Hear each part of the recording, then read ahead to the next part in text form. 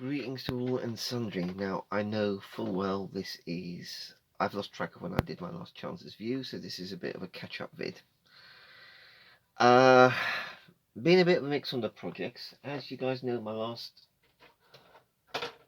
build who follow this channel was the JS2, and that is intended for a diorama. On that diorama is a white M3 Scout car lease in Russian marking, so the Russians never actually repainted the stuff they got. So this is largely done, but it needs weapons, it needs some of the clutter added to it, and key element also is the remaining crew apart from the driver, who you can see in there. So I've got a diorama planned.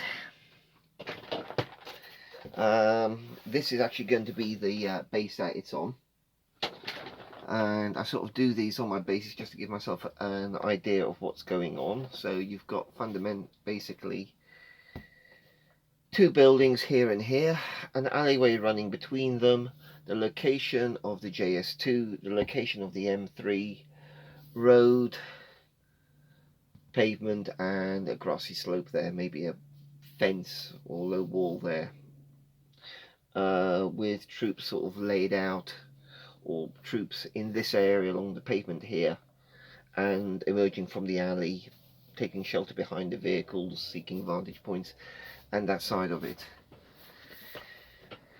The figures, they are a mix of the Tamiya and the figures from Dragon. So what I've got on there is they're now assembled without their weapons. I've undercoated them, I've then put a pre-shade on, and in many cases, as you can see here, a pre-lightening. So the front face, where the guy is crouching, which is more likely to be in the shadow, that's in black, and then looking down on him, the upper surfaces I've sprayed from above white to generate these contrasts. I've not used quite the same technique with all figures, just to create that additional level of variation. You don't want them to be uniformly, you don't want your tonal variation on the figures to be uniform in its variation. You want variation within your variation. So that's what I've got going on here. And I thought I was going to do the video for the M2 Scout car, but the factor is the figures are so integral to it that putting on the MGs, you kind of need to do it in parallel with the painting of the figures. And one thing I am planning to add to this is a radio set as well, which is going to have to be a scratch build job, unfortunately, but that's what I would like to put in there. So there will be the vid for this, but there's things are going to overlap a little bit. But I think once the crew figures are in place, then I can do the vid for the M3, and then do a vid for the remaining figure painting and the diorama itself. Now the whole thing is very much geared up around being in Czechoslovakia in spring of '45, when the Russians came through, and I've been doing research then on Czechoslovakian villages and towns. I just want to get my architecture to be indicative of that. Sorry guys for the videos, it's been a little bit, as I say, bitty. I've been doing jobs around the house, I've been doing jobs outside, I've just had more stuff going on and trying to get a bit more exposure to the nice summer we're currently having.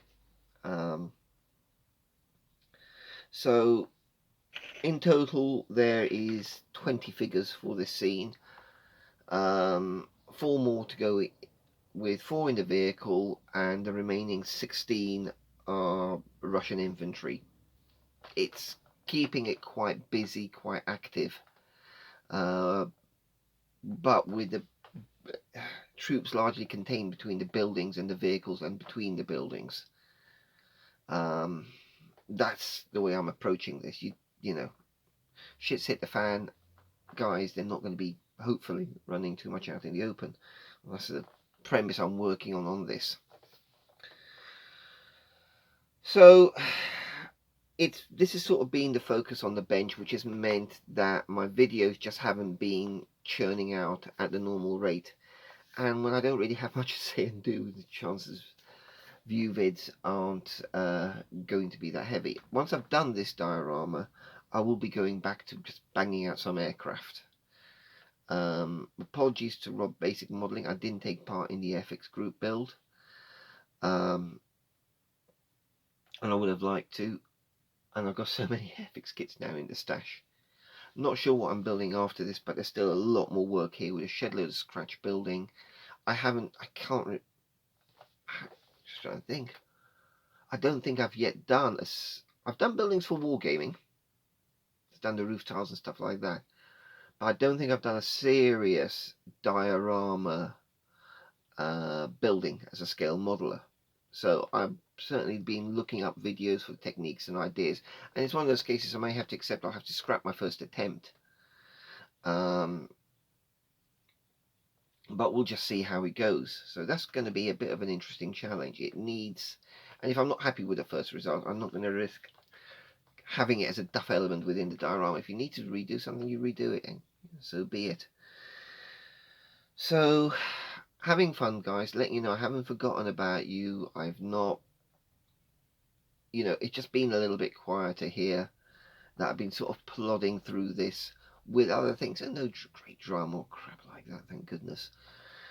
Been doing some arts and crafts stuff as well. New sign for the name sign for the house, and that was a little bit, that took a couple of weeks out of my modelling and crafting time, of my modelling time, and bits and pieces like that have sort of been on the go. Now it's gorgeous summer's day here in Wales, which is a real rarity.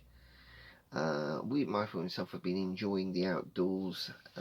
Those of you who know me personally on Facebook see the photos from our walks and all the rest of it. So plenty going on, and also having fun with these. Now, as I said, with these lads, they are going to be layered up progressively, washes and all the rest of it. I've got my paint palette ready for this. Once I've got my figures painted, then I'm going to focus on the board. Now, bearing in mind, there is a picture frame to go around this as well. So this was from one of those photo set frames. So this forms the basis of where we're going next, with a nice large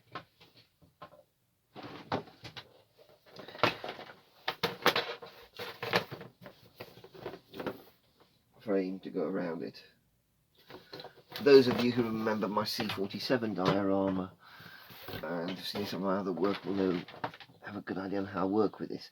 The irony that what this is leaving me with is I've got quite a lot of glass now stashed away in here. I understand why they use glass for the front covers of these picture frames, because Lexan can go a bit pearlescent over time. But I do find I've now got under my table sheets of glass held upright, which is not the best thing. I probably need to take them recycling or something. Just seems so ashamed to waste it somehow, but what else am I going to do with them? So yes, it's a little bit of an interesting period. This isn't, for all the unpleasantness of 2020, it was a brilliant year for my style of scale modelling, absolutely cracking. And 2021 seems to, I suppose, turning things on its head. I suppose the world is never going to be the same again. Will my modelling be the same again? I haven't got the faintest idea, but I'm enjoying this project. I'm enjoying the work through. I'm enjoying developing it and growing it.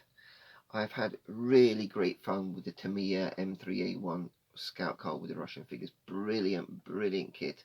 And as I say, I've been recording vids for that as well. But I am missing churning out something wingy and with propellers or jets or whatever else. So, little update, guys, about what's been going on. Keep up the good videos out there, guys. Community is still chugging along nicely. And for the time being, sorry I've been so quiet. This is Chancellor North Wales signing